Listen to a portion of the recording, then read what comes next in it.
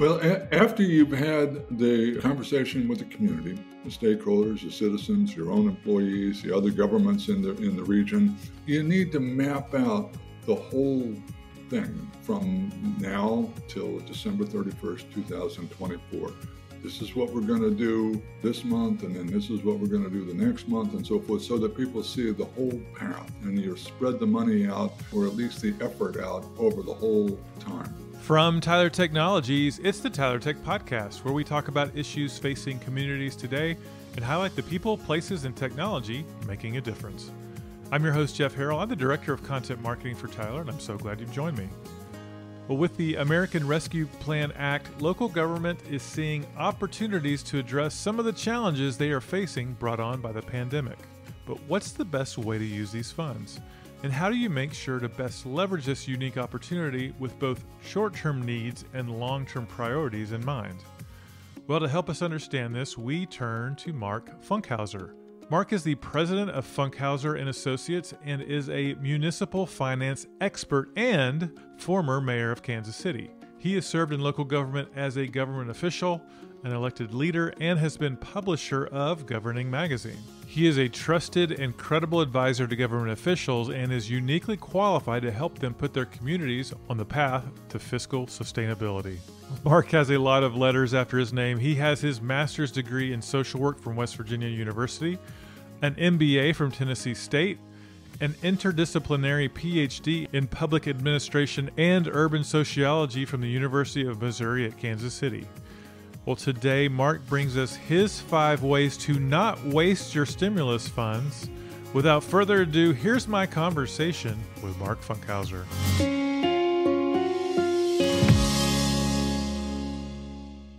Well, Mark, really excited for you to join us. Thanks for being here. I'm happy to do it. Thank you for having me.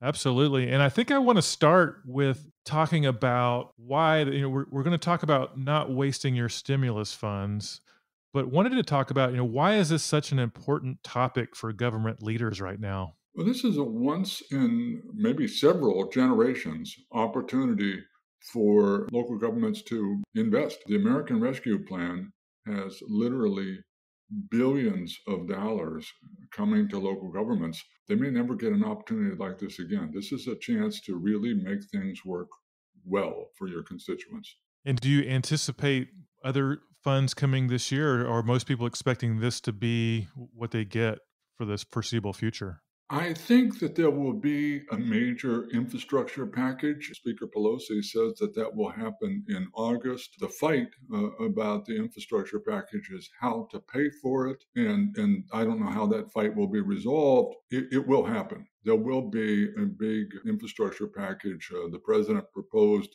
$2.3 trillion. I don't know what it'll be, but it'll be a lot. Well, you wrote a really great blog on your website, and what we want to do is dive into that a little bit today. So we're talking about the 5 ways to not waste your stimulus funds.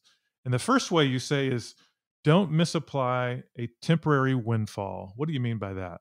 Well, one of the real big problems in government, in local government, is to take one-time money and spend it on an ongoing thing. For example, use the money to hire a bunch of additional police. What are you going to do when the money goes away? So it's like the number one sin: do not use one-time money for an ongoing program. Any examples of maybe where you've seen that being done across government?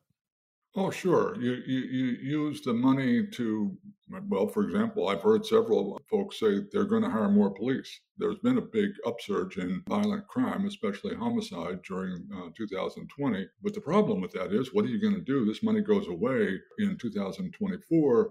And what, you're going to lay off all those police? The other kinds of things that people do is, build a new facility, build a new community center with no plans to cover the operating costs. And over the life cycle of a facility, the operating costs are at least equal to the construction costs. So that sort of thing. And it happens surprisingly often. So don't sink money into something that's going to continue to cost you money beyond this temporary windfall that you get. Exactly. What you want to do is use the money to reduce your operating costs. For example, in the community center idea, if you have a community center that has huge maintenance issues and has been sort of an ongoing sinkhole of money, maybe the thing to do is to build a new one, but plan to cover the operating costs out of the same operating budget that you used before. There are lots of opportunities where governments could, invest in new equipment. For example, say you have trash collection as part of your government's function, and you use the traditional trash truck with the two guys running along throwing bags in and one guy driving. It's a lot cheaper in terms of operating costs to use what are called semi-automated trash trucks, which often just have a driver. So you're reducing your operating costs, but there's a huge upfront cost to retrofit your entire fleet. And a lot of governments are stopped from doing the kinds of things that they need to do because they literally don't have the working capital. And if they borrow the money, then they've got the debt service. And so here's a place where the math works. There is no debt service. Somebody gives you the money. So that's the situation, is you can use that money to reduce your operating costs. And so it basically pays for itself over the long run. And again, there are lots of places where, for example, if you could invest in significant amounts of training and cross-train your folks so that they can do more, but that training costs money. But once they're trained, then it goes on more or less forever. So those are the situations where you want to look at, if I had X dollars, could I reduce my operating costs? That's great. And you're one step ahead of me. So that was number 2. That was actually the second reason. Invest some of your money to reduce operating costs. The third one I'm intrigued by, you say think beyond your borders. What do you mean by that? But there are lots of situations where you are going to be, where the region needs an investment, maybe an investment in transit, but it covers multiple jurisdictions. All those jurisdictions are going to get some money. And so American Rescue Plan money literally goes to every jurisdiction, unlike the CARES Act, which only went directly to governments over 500,000 people. So if you're looking at, say, the Kansas City metropolitan region, there are things that the region would like that would make it better able to compete with other regions across the country. But no single government can really afford to make the investment. But if they pool their resources, they can do things as a region that they otherwise couldn't do. I love that. Any examples? I know when you were mayor of Kansas City, any examples of where you worked with jurisdictions outside of your area?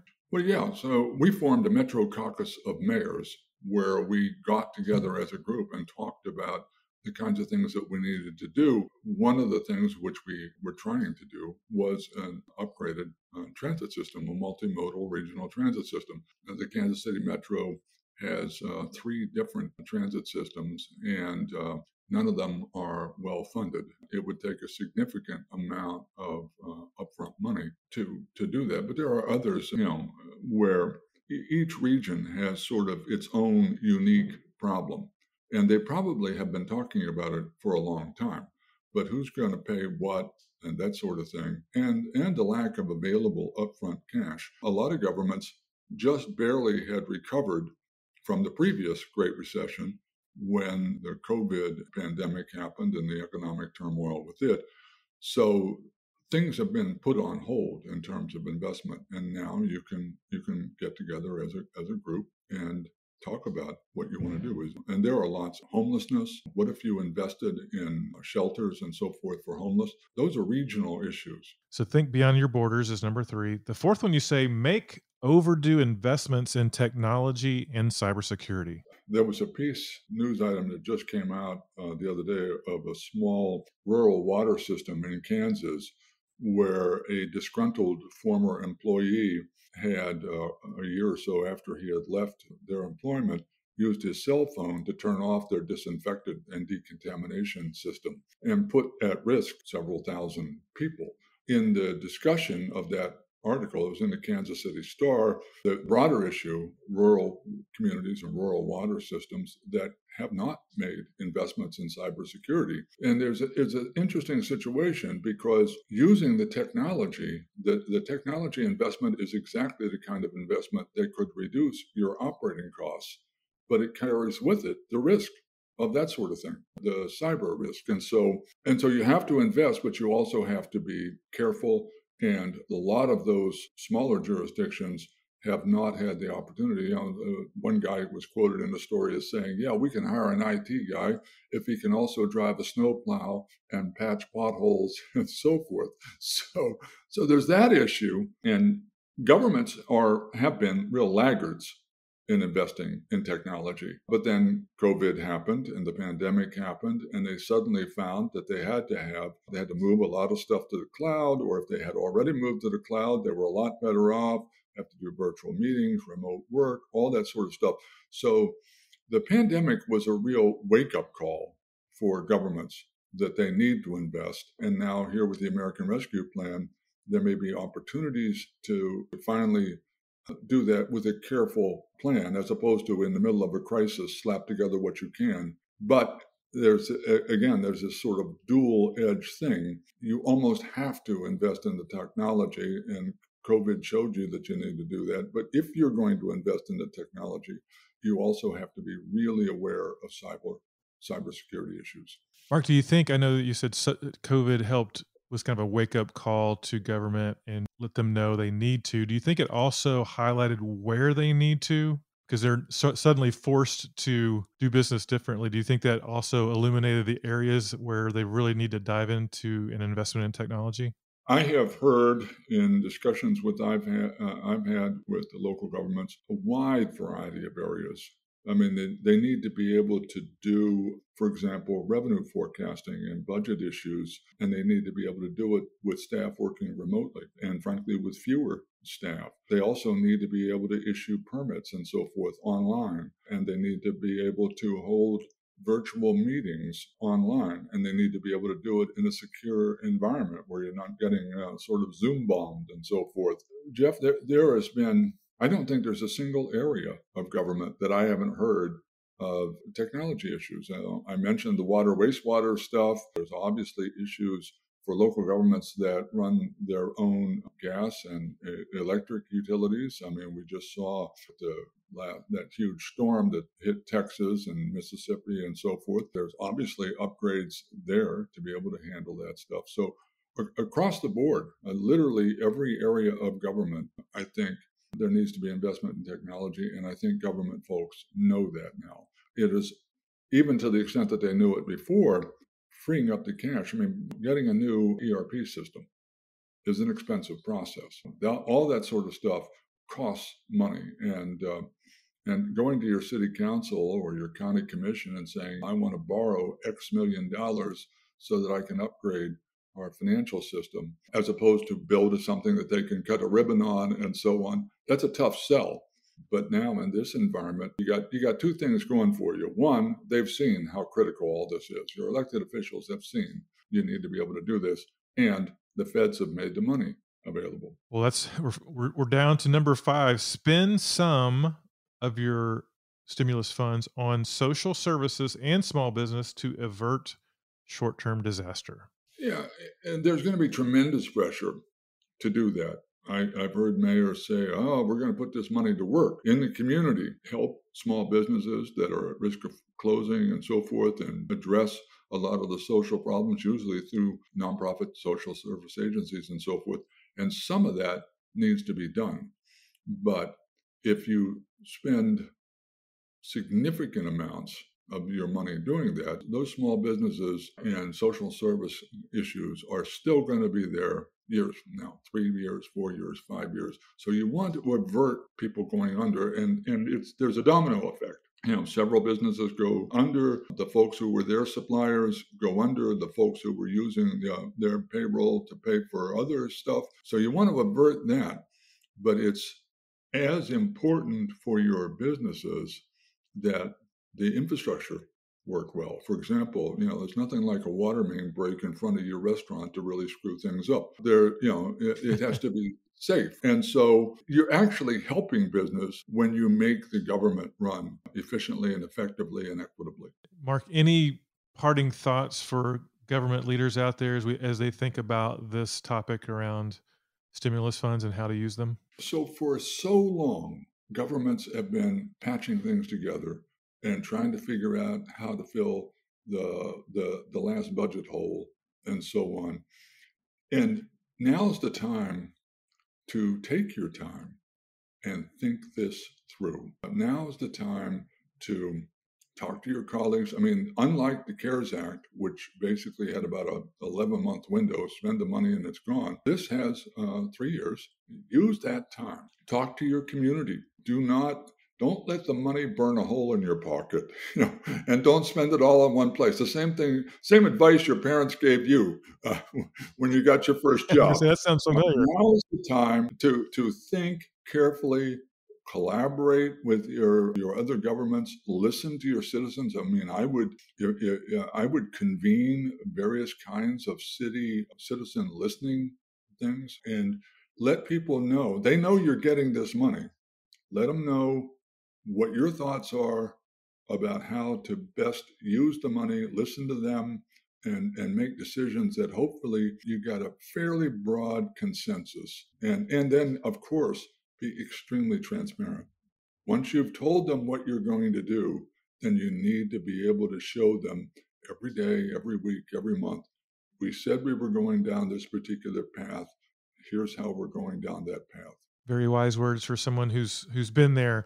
Mark, give us an update on what you're up to these days.